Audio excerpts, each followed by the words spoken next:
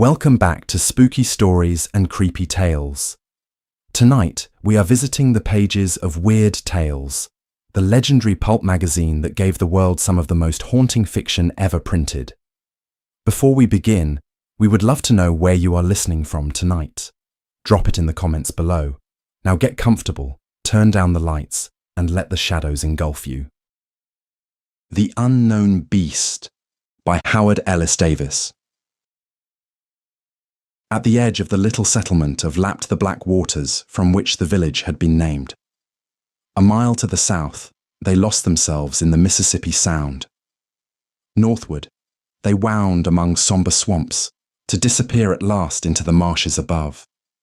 Giant cypress trees crowded down to the very edge of the settlement, as if jealous of the small space of cleared land it occupied beside the bayou, and to one not accustomed to the place, it seemed that an evil boding lurked forever within the depths of those overhanging gloomy swamps.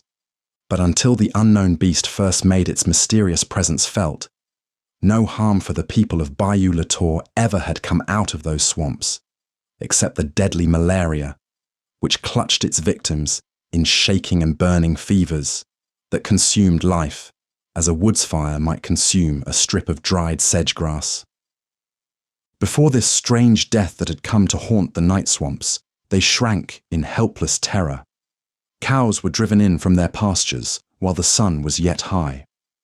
Mothers called in their sallow-faced children from play as soon as the shadows began to lengthen. The first victim had been Swan Davis, an old fisherman who lived by himself on the edge of the bayou above the settlement. He had been found in the swamp, dead. At first it was thought that he had been beaten to death. He was so broken about the body. Finally, however, it was decided he had been crushed by some mysterious, unknown force. Something had caught him and squeezed him until his bones had cracked like dry reeds. Then the three Buntley boys, driving in a bunch of steers from the marshes, were overtaken by night on the swamp road. The cattle had been going peacefully enough when suddenly they had become frightened and lumbered off ahead, bellowing madly. Themselves frightened at the queer behavior of the animals, the boys followed, as fast as they could on foot. That is, two of them did.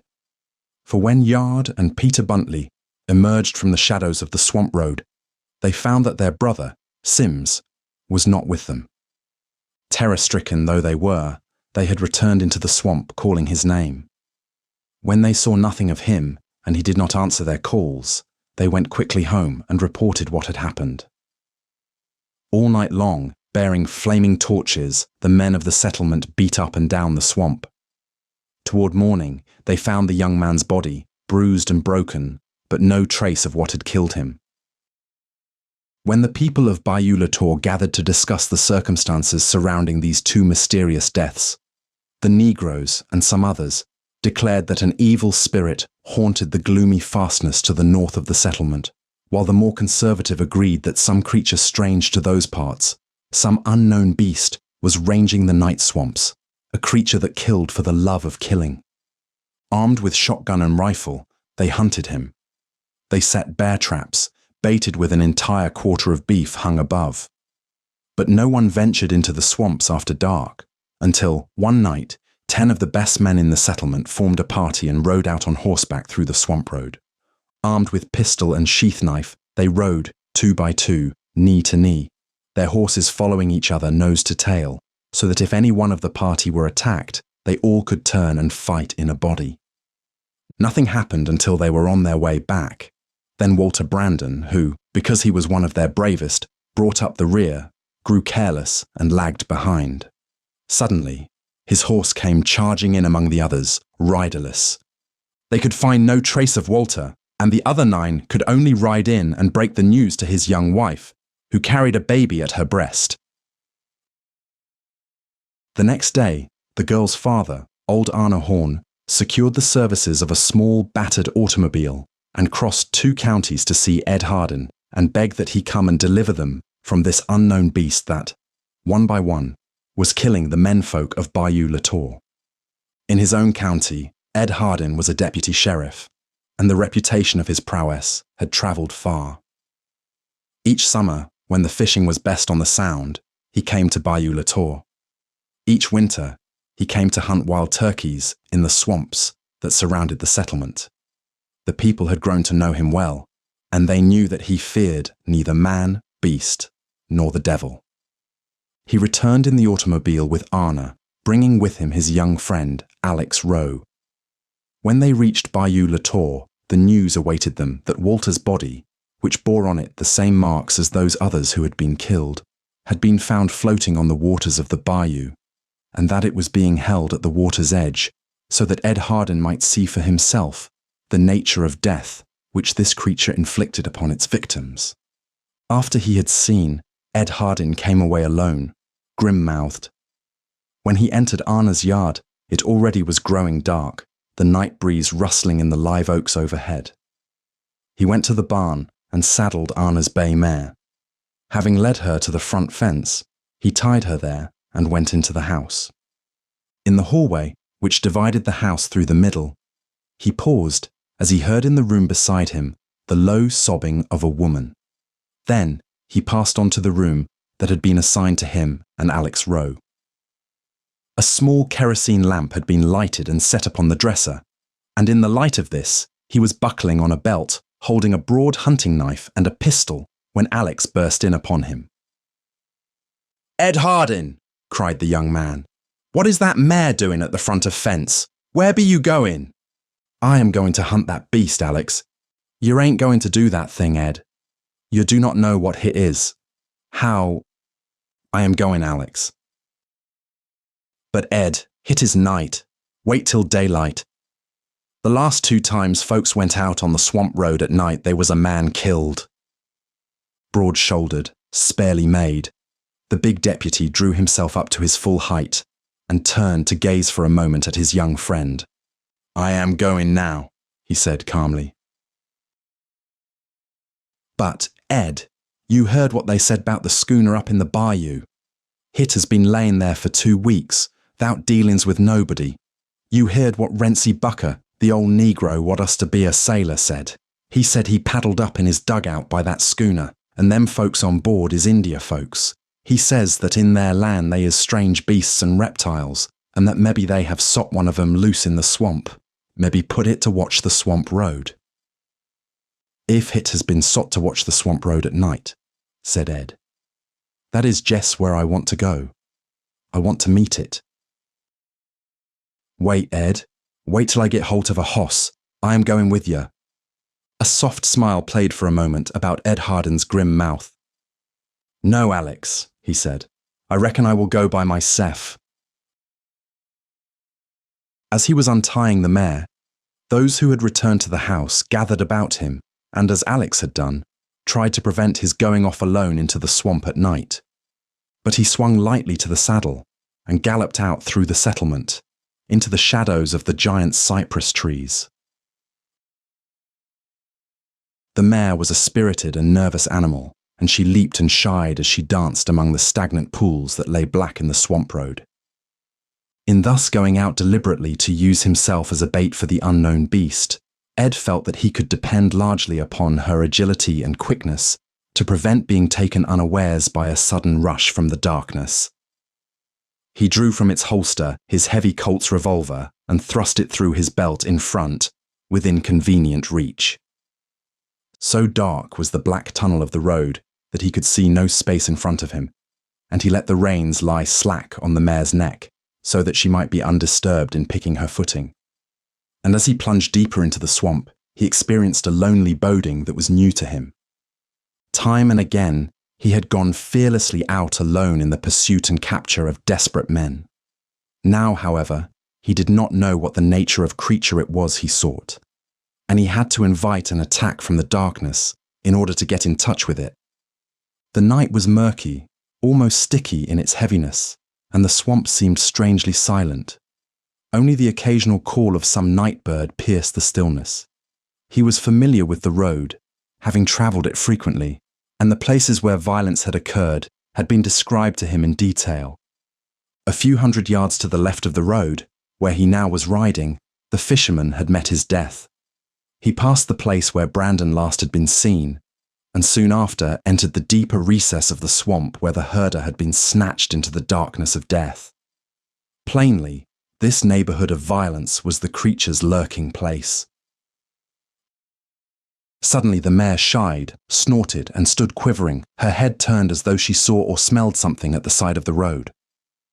He raised his pistol, which he now held ready cocked in his hand, and fired quickly into the darkness. As he had only one hand on the reins, it was some moments after the report before he could calm the startled animal sufficiently to proceed on his way. Twice more, at indications of terror from his horse, guided by her forward-pointed ears, Ed Hardin fired into the black shadows at the side of the road, the discharges making lurid flashes in the darkness. The unknown beast evidently was near, following him through the brush, or over the treetops. If it was on the ground, he hoped for the slender chance of killing or wounding it before it had an opportunity to attack. After each shot, as well as he could for the plunging of the mare, he listened intently for some cry of pain, some movement of the bushes, but the silence of the shadows was unbroken. The strain was nerve-wracking, and he had a wild desire to whirl the mare about and speed away in mad flight. He could not urge her out of a slow, hesitating walk, and she frequently shied from one side of the road to the other, with those periodic halts of trembling fear. Then the road ran from beneath the arches of the swamp and passed over a corduroy crossing, bordered on each side by a dense growth of... The mare went more quietly now, and Ed began to hope that some of his shots had taken effect. He breathed more freely, now that the branches no longer drooped overhead. Presently, however, he found himself beneath spreading live oaks. These, flanking the road on either side, sent their giant limbs horizontally across. He peered from side to side, his eyes straining to penetrate the gloom, each indistinct tree trunk assuming a sinister outline.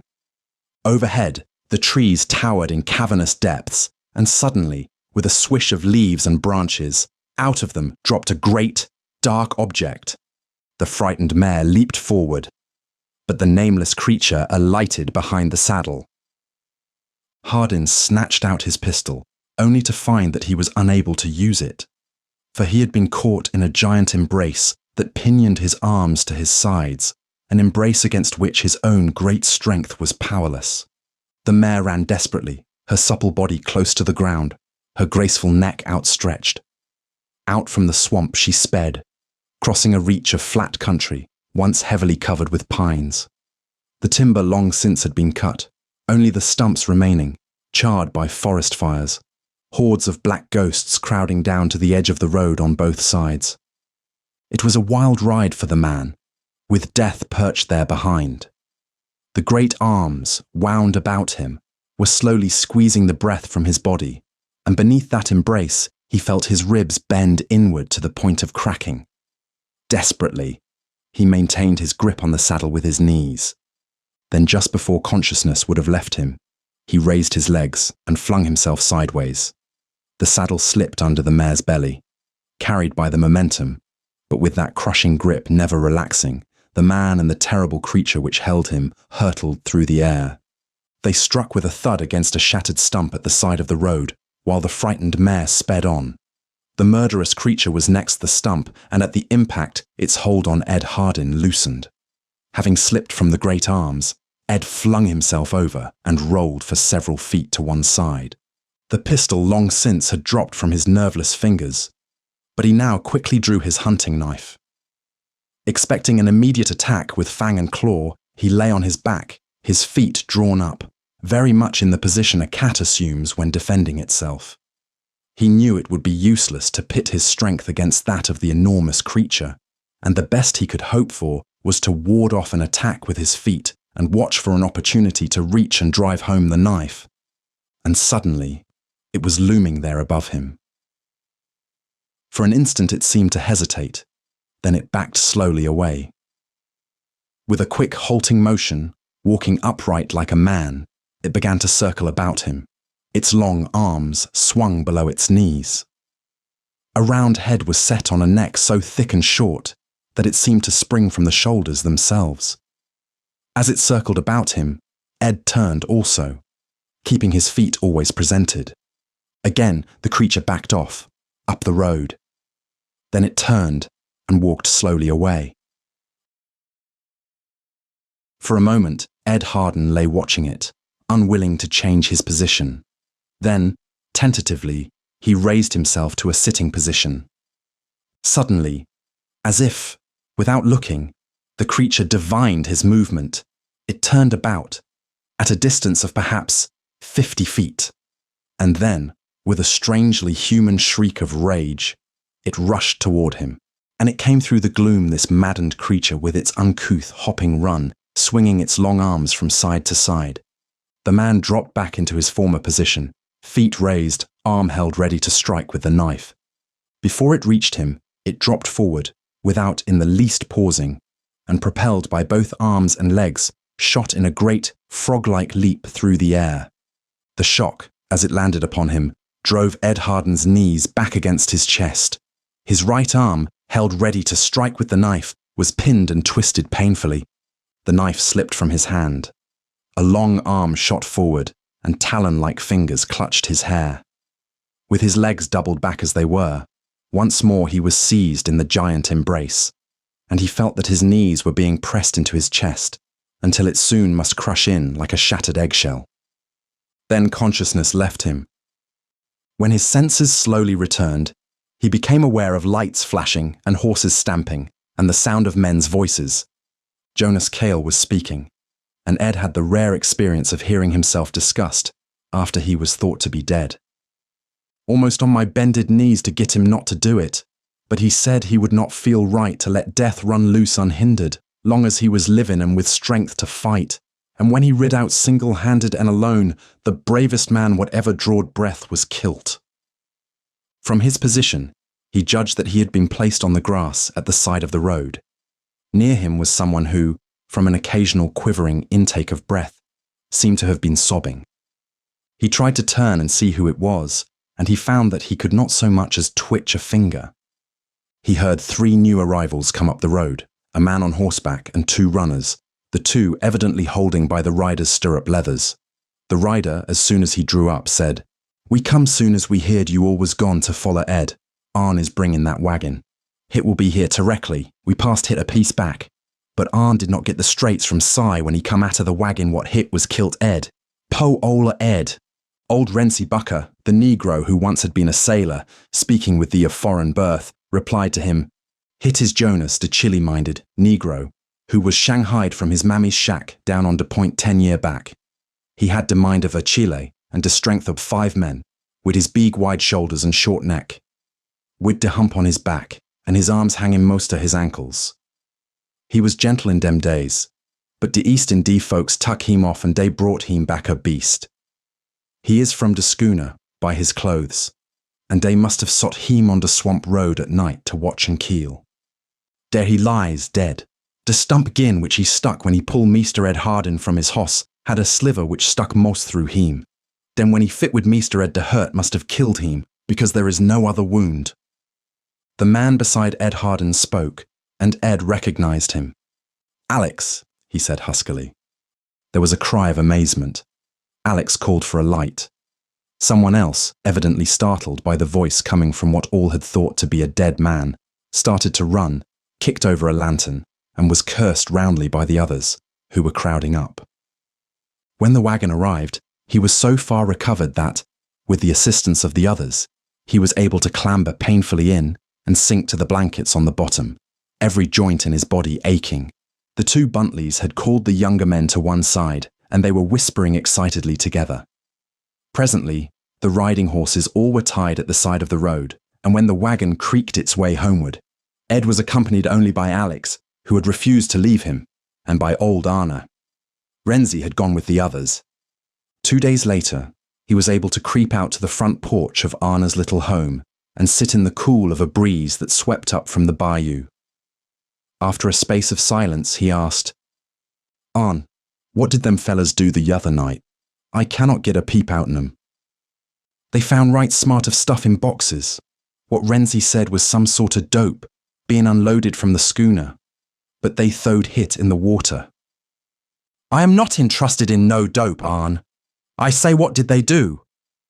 The leader of the gang confessed after he had been questioned by Renzi, and when he saw the jig was up anyhow, they had sought Jonas to keep folks scared off the swamp road at night by killing whosoever come there. They was going to get a truck and haul that stuff off somewhere. Well, what did the boys do? Reflectively, Arne stroked his short, heavy beard. He spat into the yard. Then he turned to the deputy. Ed, he said slowly, you're coming down here, and, single-handed and alone, hunting out the critter what was killing us off will be remembered and talked about in generations to come, when these here swamps is cleared off and drained and producing corn and taters. But such a little matter as a schooner lying at the bottom of the bayou gathering barnacles is soon forgot, and lets you and me forget that part of hit too.